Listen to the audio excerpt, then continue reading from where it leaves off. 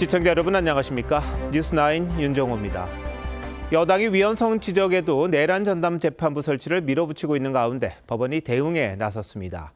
내란이나 외환 같은 중요 사건에 대해 전담 재판부를 지정해 신속하게 결론을 내겠다는 겁니다. 여당이 밀어붙이는 전담 재판부와 뭐가 다를까 싶은데 큰 차이가 있죠. 여당 안은 정해놓은 재판부에 사건을 배당하겠다는 거고 대법원 안은 무작위로 재판부를 정하는 겁니다. 어느 안이 헌법상 권리인 공정한 재판을 더 보장할 수 있을지 시청자 여러분이 다 판단하실 수 있을 것 같은데요. 여당은 만족하지 못하는 듯합니다. 먼저 류태영 기자가 대법원의 생각을 알아봤습니다. 여당의 내란전담재판부 설치 추진에 맞서 대법원이 대안을 내놨습니다. 법원행정처는 대법관 행정회의에서 국가적 중요 사건에 대한 전담재판부 설치 예규를 제정하기로 했다고 밝혔습니다. 여당 법안은 추천받은 판사들로 만든 재판부에 사건을 배당한다는 점에서 위헌성 지적을 받아왔습니다. 이와 달리 대법원 예규는 각급 법원장이 기존 재판부 중 무작위 전산 배정을 하는 방식입니다. 공정하게 재판받을 권리를 보장한 헌법 조항에 부합한다는 설명입니다. 예규와 상관없이 민주당은 23일 강행한다는데 한 말씀만 부탁드리겠습니다.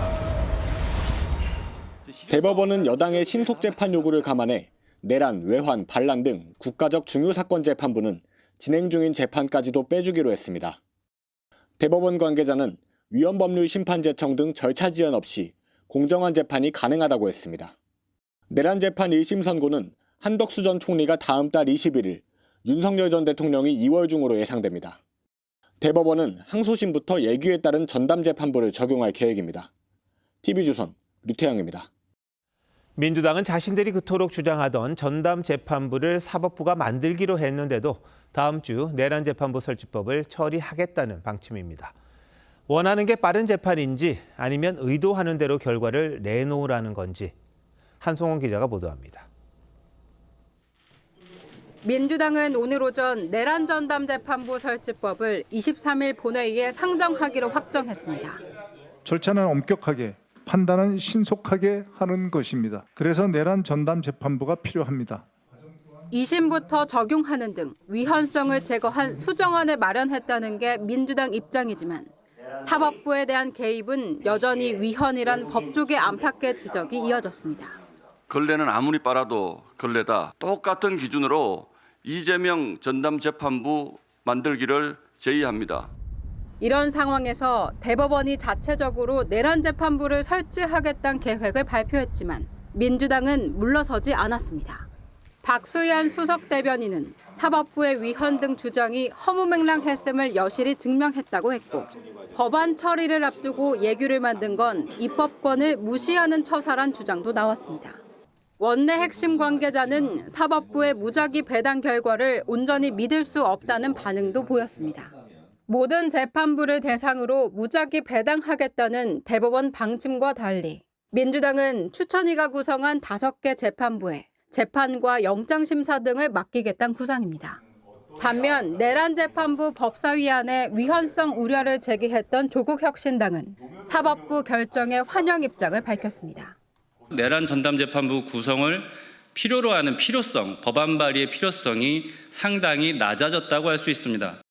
법안 철회를 요구하고 있는 국민의힘이 23일 본회의에서 필리버스터에 나서더라도 24시간 뒤인 24일엔 민주당 주도로 표결 처리에 나설 수 있습니다. TV조선 한송원입니다. 민주당의 내란 전담 재판부 강행 방침에 천대엽 법원 행정처장은 위헌성을 들어 국회 법사위에서 반대 의사를 분명히 했습니다.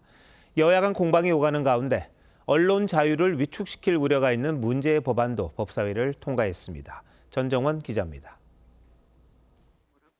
국회 법사위에 나온 천대엽 법원행정처장은 재판을 합헌적이고 정상적인 절차로 마무리해야 하는 책임이 있다며 내란 재판부 예규를 마련한 이유를 설명했습니다.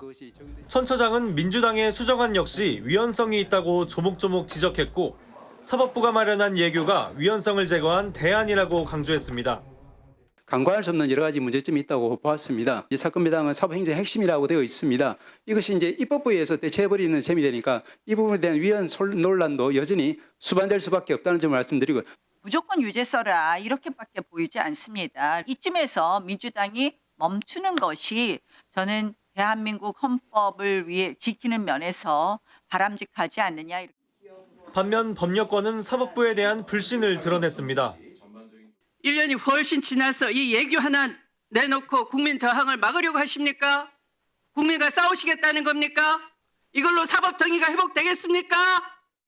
앞서 법사위에선 야당이 국민 입틀막 악법이라고 규정한 정보통신망법 개정안이 일방 처리됐습니다. 허위 돼요 안 돼요? 안 돼요. 조작 정보 돼요 안 돼요? 안 돼요. 허위 조작 정보 안 되는 거잖아요. 나쁜 짓은 계속 해버리는 거 아닙니까? 허위 조작 정보로 인한 징벌적 손해배상 책임을 최대 5배까지 물을 수 있도록 하는 법안으로 한국기자협회 등 언론 시민단체들이 권력 감시가 위축되고 언론 자유를 침해할 우려가 크다고 비판해왔습니다. 표현의 자유를 심각하게 침해할 우려가 있고 자기 검열을 하게 되는 부작용이 분명히 있을 수 있다고 생각하는데 민주당은 22일 본회의에서 정보통신망법 개정안을 상정할 예정입니다. TV조선 전정원입니다.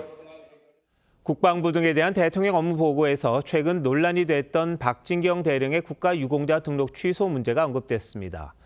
권오을 국가보훈부 장관은 박 대령에 대한 유공자 지정을 사과하면서 책임지고 처리하겠다는데 뭘 가지고 판단할지 좀 지켜봐야겠습니다. 이태영 기자가 보도합니다.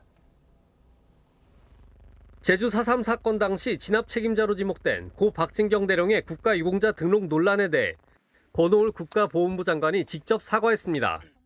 이 자리를 빌어서 송구스럽게 생각을 합니다. 결자 해지로 국가보훈부에서 책임지고 절차에 따라서 처리하겠다는 말씀을 드립니다. 이재명 대통령이 박 대령의 유공자 지정 취소를 검토하라고 지시한 지 나흘 만입니다. 보훈부는 올해 연말을 전후해 해결하겠다고 약속했는데 사실상 유공자 지정 취소 쪽으로 가닥을 잡은 것으로 보입니다. 제주 4.3 유족들 입장에서는 매우 분개하고 있는 것 같아요. 그냥 방법을 찾아보기로 하고요. 이 대통령은 또 국방부 업무보고에서 군의 충성 대상은 대통령이 아니라 국가와 국민이라며 헌법교육 강화를 지시했습니다. 육해공 3군 체제하에 독립성을 강화한 해병대를 더한 준사군 체제로의 신속한 개편도 주문했습니다.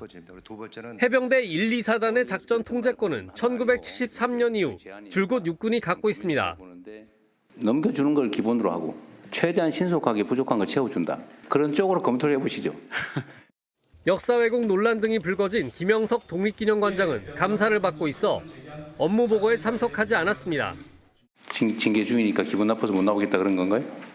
이 대통령은 대신 출석한 사무처장에게 독립기념관이 원래 목적에서 벗어나지 않도록 잘하길 바란다고 경고했습니다. TV조선 이태형입니다. 최근 업무 보고에서 콩 수급 현황을 묻는 이 대통령 질문에 척척 답변해 화제가 됐던 공무원이 있었죠. 인공지능에 빗대기도 했고 업무 보고의 모범이라고 대통령실이 치켜세우면서 차관까지 될 수 있다는 얘기가 있었는데 답변 내용이 사실과 많이 달랐습니다. 장관이 나서 해명했는데 왜 이런 일이 있었던 건지 최민식 기자가 취재했습니다. 유전자 변형콩 수입 규모가 얼마냐는 이재명 대통령의 기습 질문에 농림식품부 변상문 식량국장이 손을 듭니다. 유전자 조작된 건 얼마, 안 된 건 얼마 이거 좀 알고 싶어서요. 저 식량국장 답변드리겠습니다. 네. 이 콩은 그 체유용으로 100만 톤 수입되고요. 전부 GMO라고 보시면 되겠습니다. 식용은 이제 전분당 만드는데요. 그건 난제용입니다. 우리 자체 콩 생산량은 얼마인지 혹시 아세요? 저희 8만 3천 톤 올해 예상하고 있습니다. 구체적인 수치까지 들며 척척 답하는 모습에 챗GPT에 빗대 콩GPT란 별명이 붙었습니다. 대통령실은 대통령이 직접 업무보고 모범 사례로 꼽았다고 했고 차관 발탁설까지 나왔습니다. 콩GPT라는 별명을 얻으며 세간의 주목을 끈 농림축산식품부 식량국장의 준비된 답변이었습니다. 그런데 사실관계가 맞지 않았던 것으로 나타났습니다. 8만 3천 톤이라는 올해 콩 생산량은 2배가 넘는 17만 톤에 달했고 수입 식용 옥수수는 모두 논-GMO라던 답변도 사실과는 차이가 있었습니다. 100만 톤이라던 채용유 대두 수입량은 91만 톤이었습니다. 송미령 농식품부 장관은 이 같은 내용을 직접 SNS에 올렸습니다. 대통령까지 나서 칭찬했던 정책관의 답변을 장관이 일주일 만에 정정하는 총극이 빚어진 겁니다. 다만 송 장관은 대통령의 칭찬은 생중계 현장에서 주저하지 않고 손을 들고 답변한 담당자의 태도 때문인 것으로 생각한다고 했습니다. TV조선 최민식입니다. 대통령 업무 보고가 생중계된 이후 이해관계에 얽힌 단체들이 목소리를 내기 시작했습니다. 후폭풍이 불고 있는 건데요. 응급실 뺑뺑이를 놓고 의사단체가 끝장 토론을 신청하는가 하면 이와 별개로 의사협회는 1인 시위에 들어갔습니다. 한의사협회는 정은경 보건복지부 장관의 사과를 요구했는데 업무 보고 후 정부와 의료계 사이 어떤 긴장감이 도는지 박재용 기자가 취재했습니다. 이재명 대통령은 이틀 전 생중계된 복지부 업무 보고에서 이른바 응급실 뺑뺑이의 대책 마련을 지시했습니다. 응급 환자를 거부하는 시스템으로 작동하잖아요. 119 구급 대원이 환자를 싣고 병원을 찾아 돌아다닙니까? 당장 이 대통령을 향해 이 문제를 똑같이 생중계로 끝장 토의하자는 제안이 나왔습니다. 대한소아청소년병원협회는 대통령 주재하에 일선 의료진과 담당 공무원, 대학 교수와 병원 직원은 물론 응급실 뺑뺑이로 아이를 잃은 부모까지 관련자들이 모두 참여해 논의하자고 했습니다. 대통령께서 그런 어려운 점을 마침 인지하셨고 또 대통령이 주재한다는 그런 상징성이 그 책임의 무게 이런 것들을 분명히 하게 할 수 있기 때문에 건강보험공단의 특별사법경찰 배치를 언급한 이 대통령 발언은 의료계 강한 반발을 낳고 있습니다. 이를 초법적 공권력 남용이라 규정한 의사협회는 국회 앞 1인 시위에 들어가는 등 저지에 나설 계획입니다. 한의사들은 정은경 복지부 장관의 공개 사과를 요구하고 나섰습니다. 정 장관이 업무 보고에서 한의학이 과학적이지 않다는 취지로 말했다는 겁니다. 한의학 난임 지원 사업 관련 보고를 받던 이 대통령이 유효성이 검증이 됐냐고 물은 데 대한 답변이었습니다. 굉장히 많이 안 되는 부분을 생각하고 정부 지원이 좀 늘어날 수 있도록 저희가 1인 시위라든지 이런 부분들을 좀 고민하고 있습니다. 의료계에 오랫동안 누적된 현안들이 업무 보고를 통해 한꺼번에 터져나오면서 거센 후폭풍을 낳고 있습니다. TV조선 박재훈입니다. 민주당 의원 출신이죠. 김성주 신임 국민연금공단 이사장이 국민연금을 공공주택에 투자하겠다고 취임사를 냈습니다. 국민연금은 국민노후자금이라 수익성이 중요한데 과연 돈이 되는 투자인지 신유만 기자와 따져보겠습니다. 자, 신 기자, 김성주 이사장이 하겠다는 공공주택 투자 어떤 겁니까? 네, 김 이사장은 오래된 꿈이라면서 국민연금이 주택 문제 해결에 나서야 한다고 말했습니다. 국민연금이 한국의 주택 문제를 해결하기 위해선 한 푼도 투자하지 않느냐는 질문에 답해야 한다고도 했습니다. 국민연금은 수익을 목적으로 주식, 부동산 등 다양한 분야의 기금을 투자하는데 공공주택 확대라는 공익을 위해 투자하겠다는 뜻을 밝힌 겁니다. 자, 그럼 공공주택이 어떤 개념인지도 좀 설명해 주시죠. 네, 공공주택은 공공임대주택과 공공분양주택으로 나뉩니다. 공공임대는 시세보다 임대료가 싸고 공공분양은 분양가가 낮은 식입니다. 국민임대주택과 행복주택이 대표적인 공공임대이고 공공분양은 지분 공유 방식이나 분양 전환 여부 등에 따라서 보시는 것처럼 나뉩니다. 그런데 이 공공주택이 수익성이 있습니까? 지역별, 입지별로 공공주택 물건의 수익성은 제각각 다릅니다. 서울의 역세권은 인기가 많고 지방으로 갈수록 공실률이 높아지는데 공실률이 높으면 임대료 수입이 줄어드니까 수익성도 떨어집니다. 한국토지주택공사 LH에 따르면 올해 8월 전국 공공임대 공실률은 5.3%였습니다. 10년 전에는 0.5%였는데 10배가 넘었습니다. 특히 공실률이 30%를 넘는 단지 총 14곳 중에 11곳이 비수도권에 집중됐습니다. 공공임대도 서울과 수도권 선호 현상이 있는 겁니다. 지방에 있을 때는 노후자금이 다 마이너스 또는 환급성이 떨어질 수도 있는 상황이니까 좀 냉정하게 사업성이나 수익성을 먼저 봐야 된다라고 생각이 돼요. 투자 개념으로 보면 서울에만 그럼 해야 하는데 그게 가능합니까? 수도권에만 투자하고 지방을 외면하면 수익성이 어느 정도 보장되겠죠. 그런데 그건 한국 주택 문제를 해결하겠다며 공공성을 강조한 김 이사장의 취지와 정면으로 배치됩니다. 애초에 공공주택 공급의 취지는 수익을 내는 게 아니라는 지적도 나옵니다. 공공이 시장에 참여하는 부분들은 민간에서 공급하지 않는 영역에 뛰어드는 겁니다. 민간과 공공은 경합하지 않거든요. 경합해서도 안 되고요. 국민연금을 투자하는 거 이 김 위원장이 마음대로 할 수 있는 겁니까? 아닙니다. 국민연금공단 이사장은 기금 투자를 혼자 결정할 수 없습니다. 보건복지부 장관이 위원장인 기금운용위원회가 결정합니다. 김 이사장도 이 위원회에 위원 자격으로 참석해서 협의하는 정도입니다. 복지부 관계자는 우리와 협의한 바 없는 이사장의 개인 생각이라고 말했습니다. 국민연금과 관련을 해서 재정 안정성에 대한 우려가 큰 상황 하에서 수익성이 담보되지 않는 투자 지출을 하는 거에 대해서 상당히 큰 우려를 할 수밖에 없는 상황입니다. 네, 본인의 권한도 아닌 것 같고 국민연금이 할 일이 아닌 듯도 싶은데 왜 이렇게 집착하는지 좀 알아봐야겠군요. 신 기자 잘 들었습니다.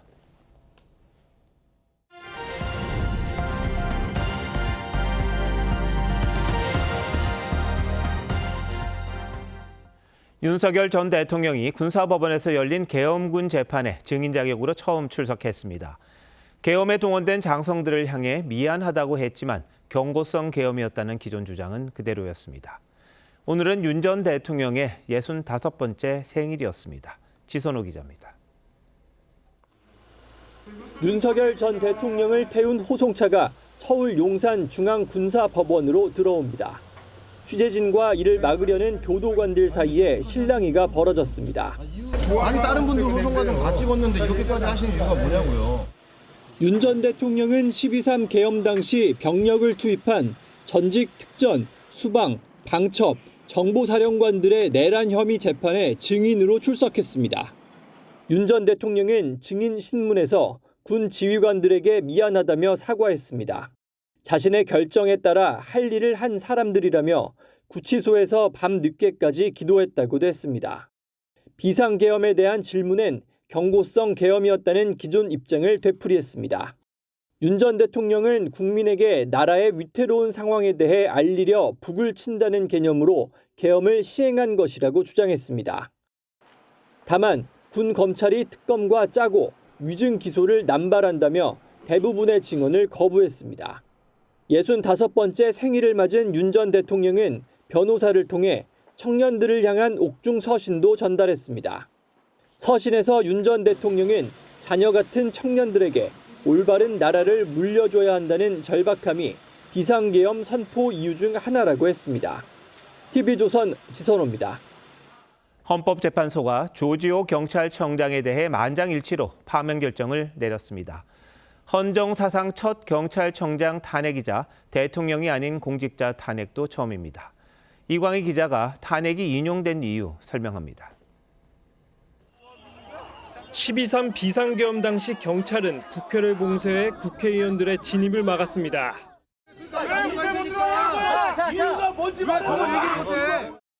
국회는 지난해 12월 경찰청장으로는 헌정사 처음으로 조지호 경찰청장을 탄핵 소추했습니다. 371일 만에 헌법재판관 9명 전원은 조 청장을 파면했습니다. 지금 시각은 오후 2시 13분입니다. 주문을 선고합니다. 주문, 피청구인 경찰청장 조지호를 파면한다. 앞서 조 청장은 안가에서 윤석열 전 대통령으로부터 국회 통제 지시를 받은 뒤 공관에서 휴식했다고 주장했습니다. 체포 지시를 거부하고 국회의원의 월담을 막지 않는 등 항명했다는 겁니다. 하지만 헌재는 조 청장이 기동대 현황을 보고받고 체포조 지원도 승인했다고 봤습니다. 월담은 먼저 국회가 봉쇄됐기 때문이라고 판단했습니다. 헌재는 조 청장이 윤 전 대통령의 위헌, 위법적 지시에 따라 계엄 실행에 가담했다고 결론냈습니다. 다만 지난해 11월 전국 노동자 대회 당시 폭동을 유도하고 집회를 제한했다는 소추 사유에 대해선 증거가 부족하다며 받아들이지 않았습니다. 헌재에 불출석한 조 청장은 경찰과 공직사회 모두 자신과 같은 사례가 반복되지 않길 바란다는 입장을 냈습니다. TV조선 이광입니다. 통일교의 정치권 지원 의혹 보도로 이어가겠습니다. 통일교 산하단체가 문재인 정부 당시 국고보조금 3천만 원을 받은 사실이 확인됐습니다. 이 단체는 당시 친문계 핵심인 전재수 의원에게 한학자 총재의 자서전을 건네기도 했습니다. 황재영 기자의 단독 보도입니다.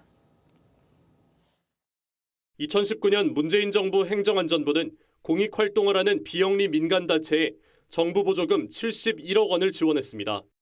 남북통일운동 국민연합도 원코리아 피스로드 서울 평양 통일대장정 행사를 제안해 정부 보조금 3천만 원을 받았습니다. 북한까지 가지는 못했지만 실제 국내 여러 곳을 돌며 걷기 행사를 했고 임종성 전 민주당 의원이 축사를 하기도 했습니다. 알고 보니 이 단체는 통일교 산하단체였습니다. 이 단체의 부산울산회장 박모 씨는 지난 2020년 3월 21대 총선을 앞두고 전재수 민주당 의원에게 한학자 총재의 자서전을 건네고 기념 촬영을 한 인물입니다. 단체의 대표인 A 회장은 김규환 전 미래통합당 의원에게도 금품 제공을 시도한 걸로 알려졌습니다. 접근을 했는데 안 받았어. 위험하지 않아서. 그래서 내가 자꾸 배달 사고 하는 거야. 행안부는 사업의 공익성만 평가하고 단체의 성향은 고려하지 않았다고 해명했고 통일교 측은 TV조선 질의에 답하지 않았습니다. TV조선 황재영입니다. 경찰은 오늘 통일교 실세로 불리는 정원주 씨를 불러 금품 전달 의혹을 집중 추궁했습니다. 금품 수수 당사자로 지목된 전재수 의원에게는 내일 출석하라고 통보했습니다. 임희원 기자입니다. 한학자 통일교 총재의 최측근 정원주 씨가 마스크를 쓰고 경찰에 출석합니다. 정 씨는 10년 넘게 한 총재 비서실장으로 일하며 통일교의 행정과 재정을 총괄해 사실상 2인자로 평가받는 인물입니다. 금붕속 자금 추천 어떻게 됩니까?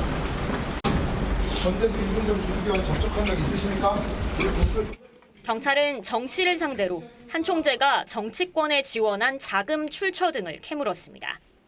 경찰은 지난 15일 천정궁 등을 압수수색하면서 통일교가 수건 사업인 한일 해저터널 추진을 위해 정치권에 지원을 한 것으로 영장에 적시했습니다.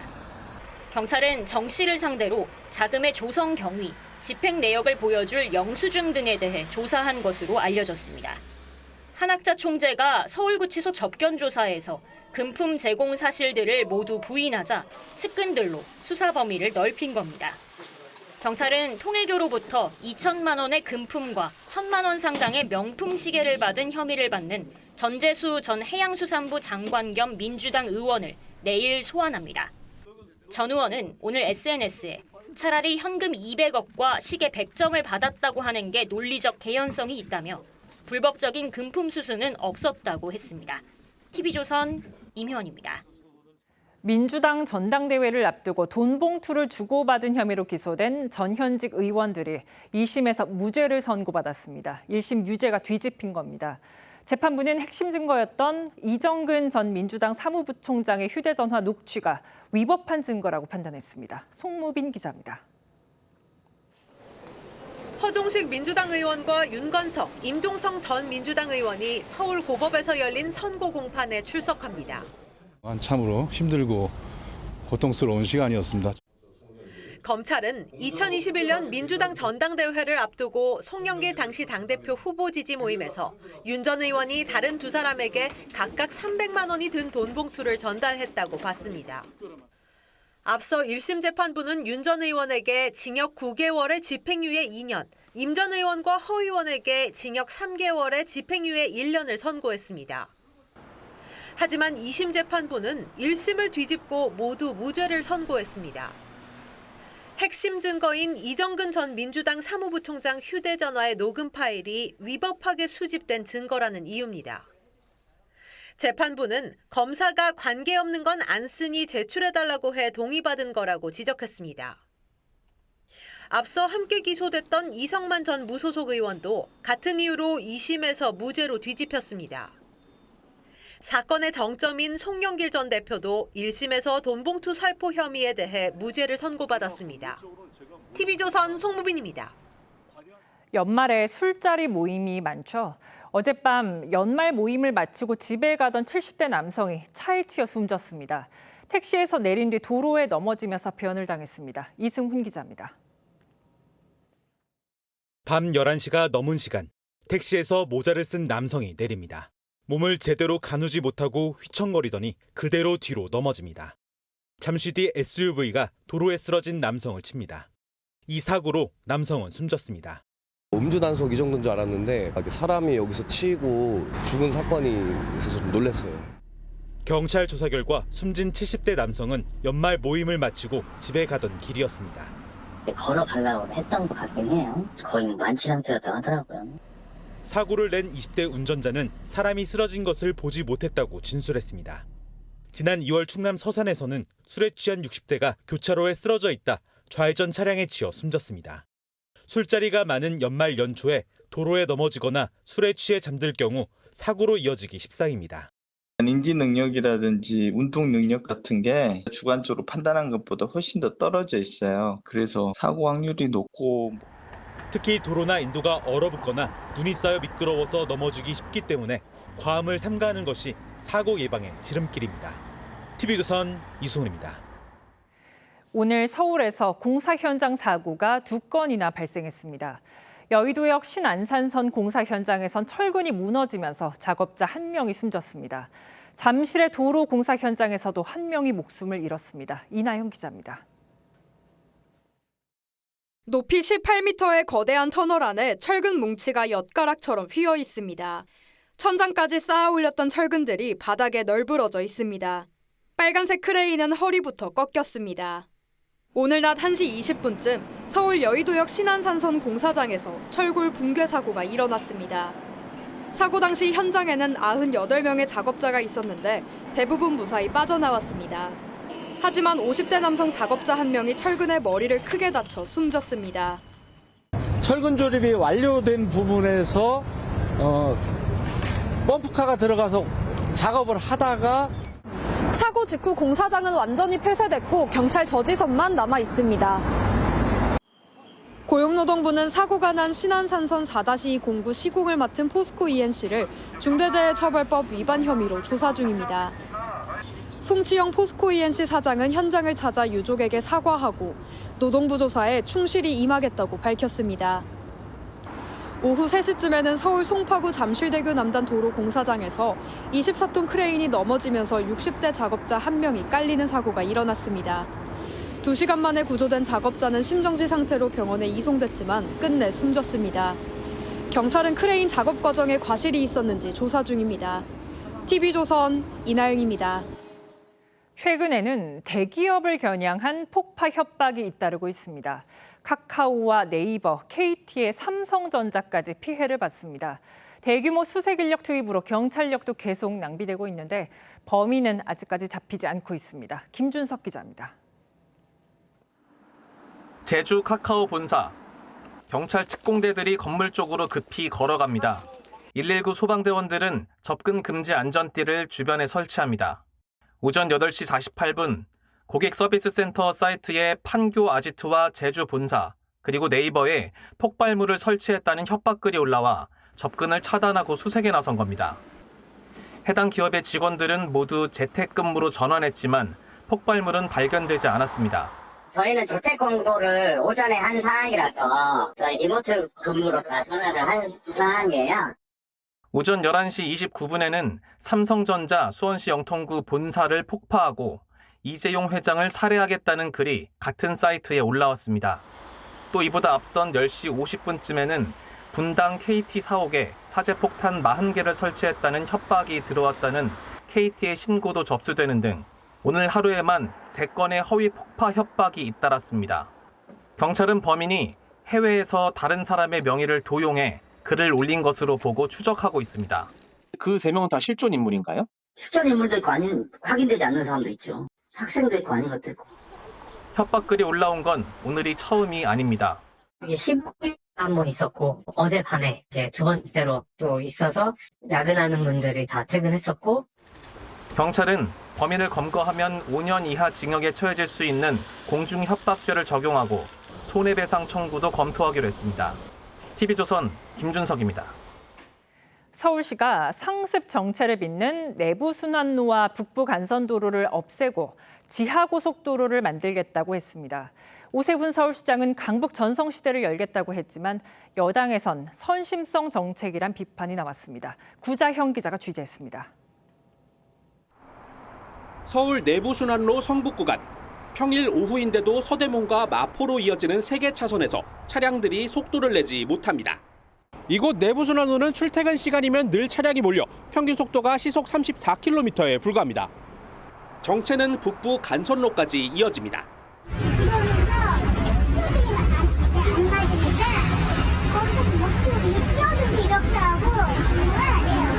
이에 서울시는 간선도로 기능을 잃은 두 도로를 모두 지하화하기로 했습니다. 오는 2035년까지 마포 성산 나들목부터 중랑 신내 나들목까지 20.5km 구간과 성북 카월곡 분기점부터 성동 분기점까지 6.5km 구간을 따라 각각 6개 차로의 지하 고속도로를 만들겠다는 겁니다. 완공되면 출퇴근 시간대 차량 통행 속도가 2배가량 빨라질 것으로 기대합니다. 낡은 고간은 철거하고 홍제천과 목동천을 복원하는 등 자연과 어우러지는 미래형 도시공간으로 만들기로 했습니다. 단순한 도로 개선이 아닌 다시 강북 전성시대를 앞당기는 결정체 가장 중요한 변화가 되겠습니다. 서울시는 사업비로 4조 6천억 원이 들어갈 것으로 추산하고 내년에 강북 전성시대 기획단을 만들어 구체적인 사업 추진 방식 등을 결정해 나간다는 계획입니다. 이 같은 구상에 민주당에서 가장 먼저 서울시장 선거 출마를 선언한 박홍근 의원은 강북권의 표심을 사려고 다급하게 나선 모양새라고 꼬집었습니다. TV조선 구자영입니다.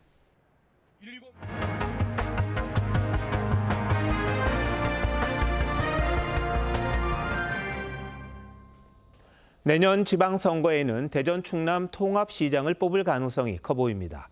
이재명 대통령이 선거 전에 대전과 충남을 하나로 묶으라고 주문한 건데 국민의힘이 여권보다 앞서 추진해오던 거라 반대할 명분은 없습니다.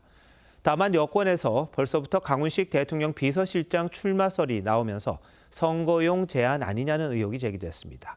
최지원 기자입니다. 이재명 대통령이 대전 충남 지역 민주당 의원들과의 오찬에서 내년 6월 지방선거 전까지 두 지역을 통합해 통합지자체장을 뽑아야 한다고 주문했습니다. 이 대통령이 그동안 대전과 충남 등 광역단체 통합 필요성을 강조해왔지만 지방선거 전이라는 시한을 언급한 건 처음입니다. 충남 대전을 좀 모범적으로 통합해보면 어떨까 하는 생각을 저는 이제 대한민국 국정을 책임지는 사람의 입장에서 가지고 있습니다. 이 대통령은 수도권 집중 문제를 해결하는 것이 가장 중요한 과제라며 과밀화 해법과 균형 성장을 위해 대전 충남의 통합이 물꼬를 트는 역할을 할 수 있을 거라고 말했습니다. 통합지자체 이름은 충남 대전 특별시로 행정청은 대전시청과 충남도청 두 곳을 유지하는 방안이 언급된 걸로 알려졌습니다. 민주당은 내년 2월까지 특례를 대폭 인정하고 초기 재정을 강화하는 등 각종 지원 방안을 담은 자체 특별법안을 마련할 예정입니다.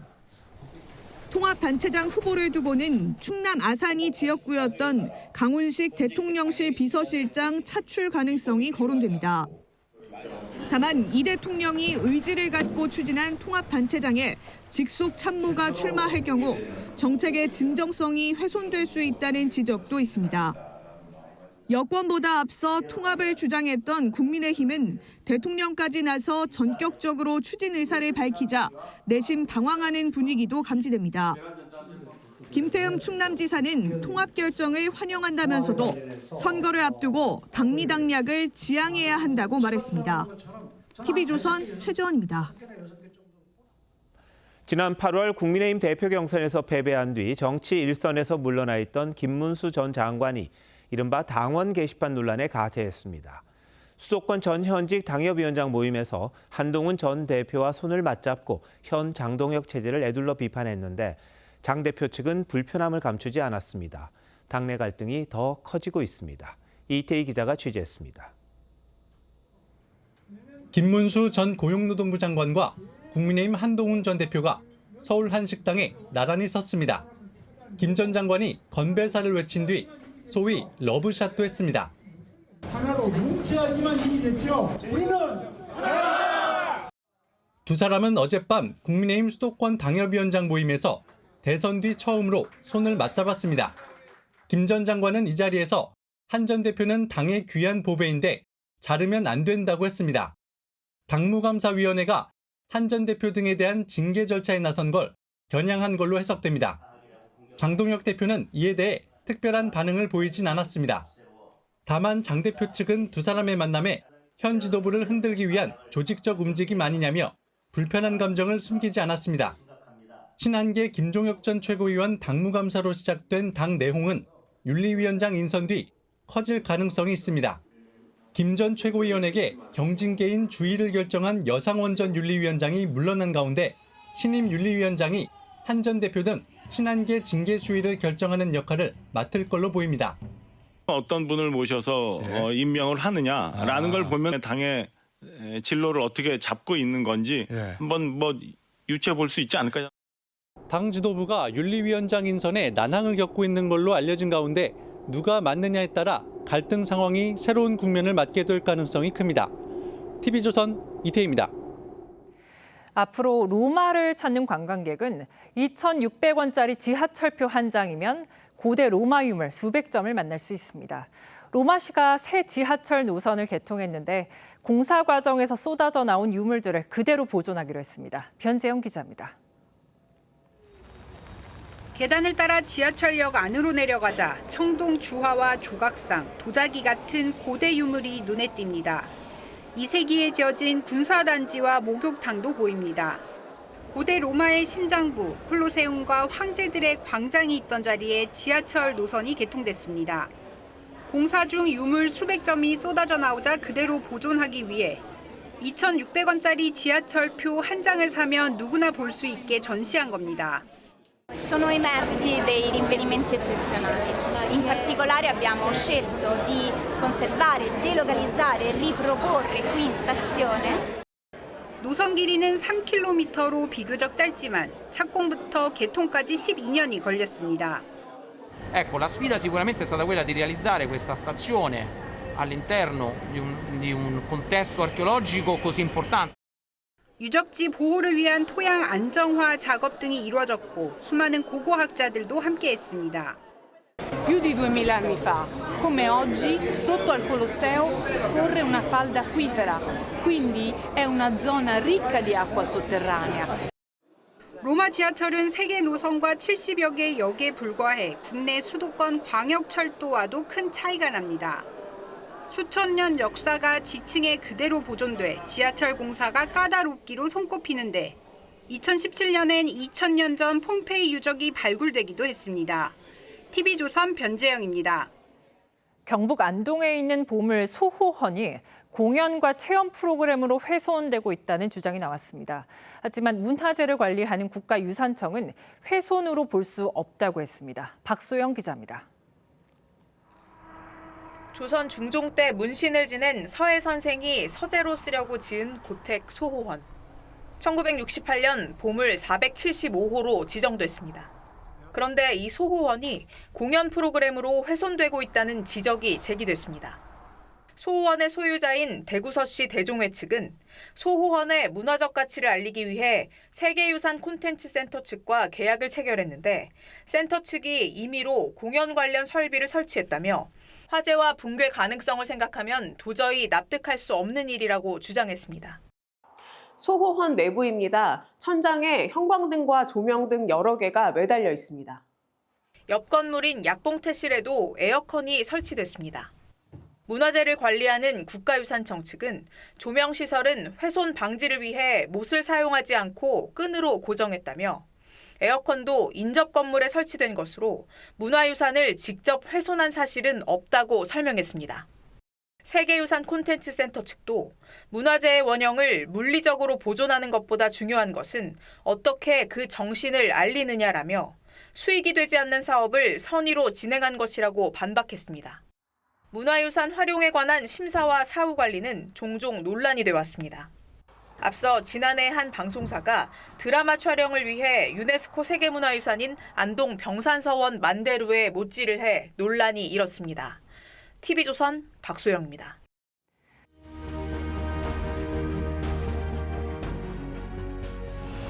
The dam is in jeopardy. There is nothing wrong with that dam. 말은 물과 같습니다. 가둬두면 안전해 보이지만 어느 순간 경유로 바뀌어 모든 걸 파괴합니다. 특히 정치는 말로 시작해 말로 끝나죠. 민주주의는 그 말 정치의 끝판왕입니다. 듣기 싫은 말, 불편한 말까지 품어야 합니다. 그런데 지금 그 말이 막히고 있습니다. 김종혁 당협위원장은 당 운영을 파시스트적이라고 표현하고 국민의힘을 북한 노동당에 비유했습니다. 징계 수위는 당원권 정지 2년으로 권고하기로 했습니다. 비상계엄을 비판하고 부정선거론과 윤호개인에 휘둘린다는 취지의 말이 문제였습니다. 다소 거칠고 직설적이라고는 해도 이럴 일인가 싶습니다. 김종혁 위원장은 이 상황을 어디에 비유했을까요? 갈릴레오 갈릴레이가 지구는 둥글다, 지구가 돈다, 신성을 모독했어. 이러면서 이걸 부인해 라고 계속 요구했던 거 아닙니까? 중세 종교 재판에 빗댔는데 비판을 징계로 막으면 분열이라는 당내 비판도 많습니다. 하지만 장동혁 대표 생각은 다릅니다. 밖의 적 50명보다 내부의 적 1명이 더 무섭다고 하네요. 징계가 당의 화합을 해치거나 중도 확장에 방해된다는 주장을 반박한 겁니다. 한 몸이 돼서 대여 투쟁을 하는 게 더 중요하다는 기조였습니다. 여기서 질문 하나. 민주당이 입틀막 3대 악법과 싸우겠다면서 정작 당 안의 다른 목소리는 내부의 적으로 규정해 징계하는 거 맞습니까? 비상계엄까지 옹호하면서 국민에게 저희를 뽑아주세요 하는 게 잘 먹힐까요? 정당 지지율이 박스권에 갇힌 이유를 잘 좀 헤아려야 합니다. 뭐 묻은 개가 뭐 묻은 개 나무란다는 윤한홍 의원의 한마디도 흘려들을 말이 아닙니다. 당명 바꾸는 거 필요할 수도 있죠. 그렇다고 분칠만 해서 될 일입니까? 간관의 직위가 비록 낮지만 재상과 동등하다. 조선 왕조를 설계한 정도전은 간관의 역할을 중시했습니다. 시시비비를 놓고 재상처럼 왕과 다툴 수 있어야 한다고 했습니다. 왕조 시대에도 최고 권력을 견제하는 말의 가치를 알았는데 국민의힘의 현주소는 환단고기 이전인 듯도 합니다. 12월 18일 윤정호 앵커 칼럼, 야당도 검열이었습니다.